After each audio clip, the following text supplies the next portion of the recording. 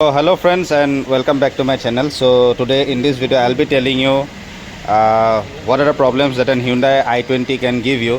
The AC of a Hyundai i20 petrol, this is a i20 petrol here, and the AC was not working. So we checked up with this coupler here.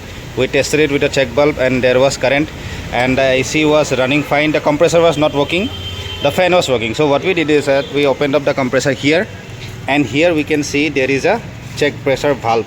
This is the valve here. So friends, we have opened up this compressor here. This is the old valve, this is the new valve. So there is a lock here, this is the lock. So we just need to open this up with the help of this Nook Plus here, and then we gently need to pull it up. So as you can see, there is a lot of carbon deposit in the old valve and this is the new one.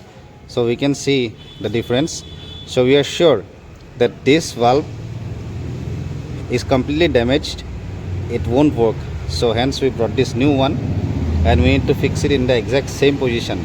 The position has to be like this. But before fitting, always ensure that you put some compressor oil here. Friends, this is a new valve and we have opened up this compressor oil.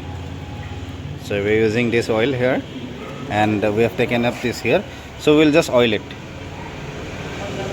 with the fingers before placing it.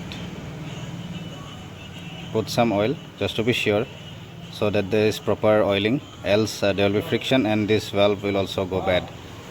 So the oiling is done, and now we need to place this, position this in exactly the same position as it was before. So the position was like this.